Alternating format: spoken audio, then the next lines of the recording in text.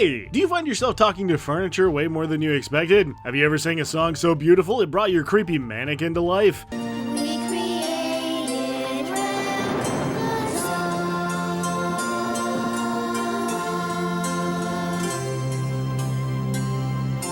Congratulations! You might be a creation bard. But what is a creation bard? Well, let loose with that good old imagination, get yourself some good brain food to get those juices flowing, and remember to always ask the question, what's your favorite idea? Mine is being creative. How do you get the idea?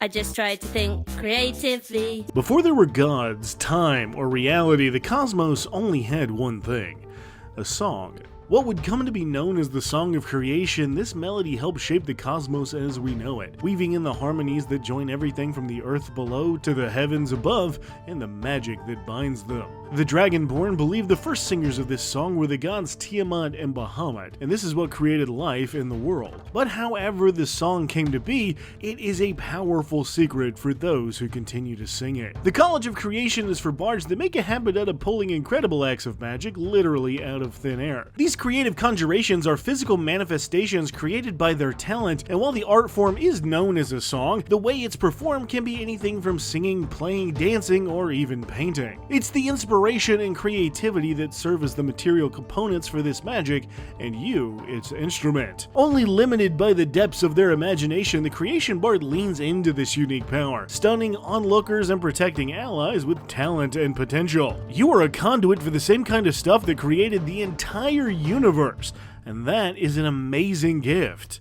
I'm certain we'll be responsible with it. But first, are you obsessed with shiny magic rocks that predict the future? Do you need more clankies to stacky when you're making your attackies? Well, for all those dice demons, bone rollers, or lovers of ivory planning connivery, do I have the thing for you. RD7's new line of resin dice are the perfect gift for you or the dice goblin you love. Each die is individually handcrafted and beautifully detailed to emphasize both the art inside and readability for the perfect blend of function and form. And with these new specialty dice, you'll be feeling like you're in an enchanted forest, exploring a frigid glacier, or being drugged to the depths by a mighty kraken. And with only the highest quality resin and perfect balance, these dice are meant to last campaign after campaign. So if you need something nice to roll during a stressful campaign, or just want to make your DM's day with an amazing gift, you can support RD7 and their new line of dice over on Kickstarter right now. Backers will get all kinds of unique gifts from dice bags to boxes and more, and if you act soon, you can get things like dice candles, an aroma sachet, and an exclusive surprise D20. So hit that link below and get your hands on some new dice today. But remember, tell them Yumba sent ya. A big thanks to RD7 for some beautiful dice and for sponsoring the show. And now, back to the video. So you're excited to learn how to force your wildest ideas into reality. I'm gonna make some weird shit. How would you get started? Well, the best place is, of course, as a bard. Bards are amazing with the right set of tools and are able to make magic happen with a beautiful performance. So we'll pick up some spellcasting right away, giving us access to great bard spells, many of which focus on boosting an ally or giving your party a pick-me-up, which pairs perfectly with bardic inspiration. For an extra d6 you can hand off as a bonus action, which can be rolled by an ally on any d20 roll, and this increases to a d8, d10, and d12 as we level up, which means it's already second level and we become a jack of all trades, letting you add half your proficiency bonus to skills you aren't proficient in, just in case you need to distract a guard with some impressive sleight of hand or make an acrobatic getaway. But if all that sounds exhausting, we can always get a little more hit points with the Song of Rest, letting you roll a d6 anytime your party spends hit dice during a short rest, and this also gets better as you level up. But finally, we'll grab magical inspiration so magic users can get a little more out of your interpretive dance session, and add your bardic inspiration dice to the healing or damage of their spells. But that means it's already third level, and it's time to make our moms cry because we're going to art school.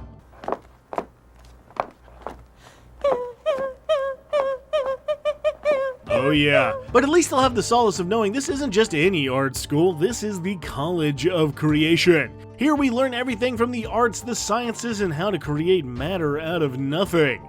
Wait, what? Hold your breath. Yeah, if you can believe it, our performance of creation allows us to create any non-magical item we can think of as long as the gold value is less than 20 times your bard level, is our size or smaller, and it can last a number of hours equal to your proficiency bonus. This means you can scam a shop owner with a gem you create and run away before it disappears, or fix a broken cartwheel long enough to get you into town. Want to get weird with it? How about a life-size cutout of your favorite bad guy in a compromising position, or a fully functional animatronic puppet show to entertain the masses? But this again gets even better as you level up, letting you create large objects at level 6 just in case you need to make yourself a new ride, and huge at level 14 for a full-ass stage to annoy your party with your 5-hour one-man play. But we wouldn't be a bard if our bardic inspiration didn't get an upgrade. Now each time you dole out some inspiration, it also comes with a mote of potential. Now this can look like a flower or a butterfly or anything you like, but it gives off different effects depending on what the inspiration die is used for. On ability checks, the mote of potential acts like a tiny firework, letting them gain even more inspiration, and roll that die a second time. On saving throws, the mote gives your ally extra temporary hit points equal to the bardic inspiration die plus your charisma modifier, and on attack rolls, the mote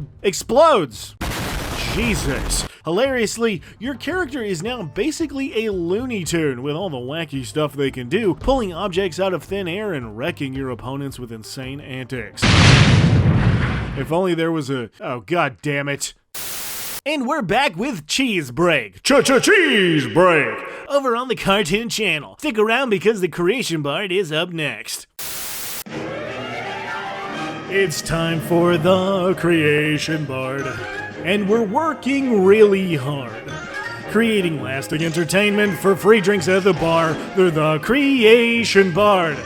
Come join us on adventure, but get used to all this shtick. We'll help you dispatch goblins with a butt plug on a stick, made a statue of the Venus with the head of Pickle Rick. Oops, we're caught and it's fraught, now we gotta split. We're the Creation Bard. And here we are, the stars. Now I'll distract you with a ditty, then run you over with a card. We're the Creation Bard. Now you may have thought this bard was acting like a goon, pulling tricks right out their asses like a frickin' Looney Tune. But that's the magic of creation, so just give them some room. They made an idol of Count Straw with the butt of a baboon. We're the Creation Bard. And most find us bizarre. But we're mostly pretty harmless and love some Lazar. We're always bardy, fantastic at a party, not super arty farty, the Creation Bard! That's all for Creation Bard. Up next is Cat Dog, followed by Toonami. I'm not kidding, I'm gonna wreck that sandwich. But I guess we'll keep getting better at being a bard with expertise, letting us double our proficiency bonus in 2 skills, as well as 2 more at level 10. So you can hide insanely large items behind your back no problem, or always convince some dunce to fall for the bit. Duck season, fire!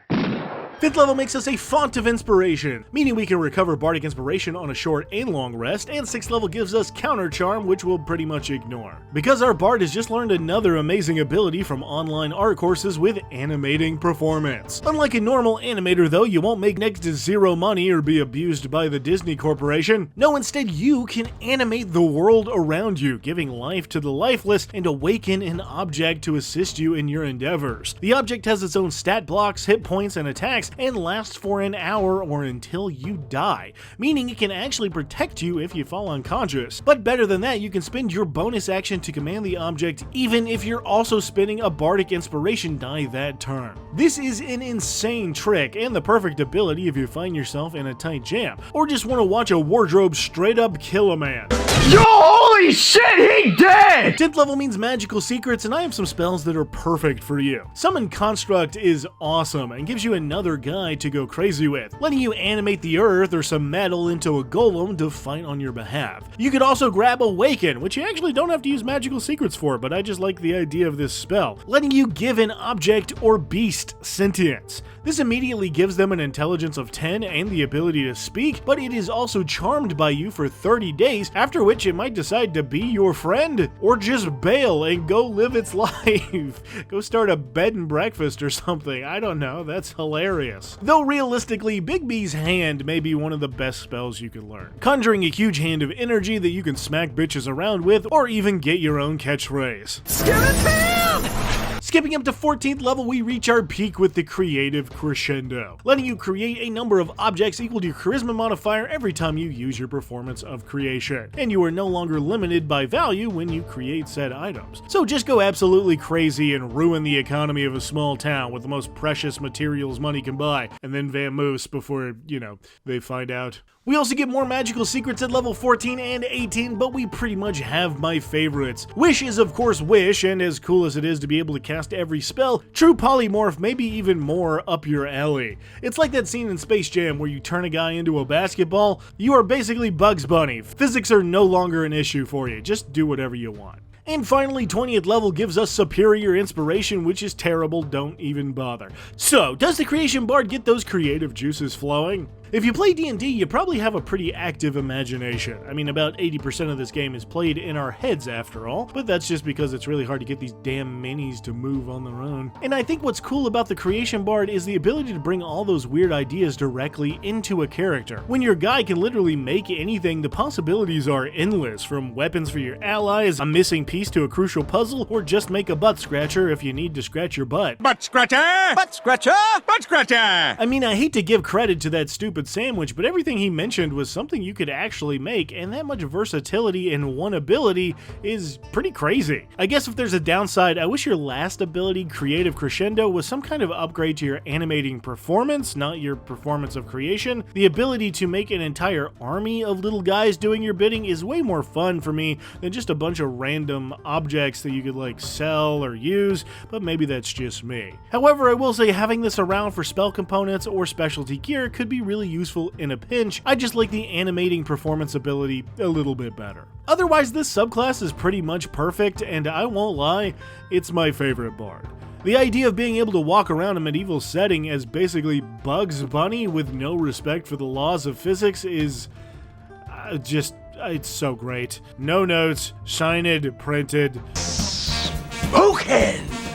So if you ever had to explain to a villager how their scarecrow just cold-cocked a goblin, have a list of towns you can't go back to after selling off mountains of gems that mysteriously vanished a few hours later, and just can't get over how that wardrobe performed a perfect knee drop without any knees? They ask you how you are, you just have to say that you're fine when you're not really fine, but you just can't get into it because they would never understand. Guess what? You might be a creation bard.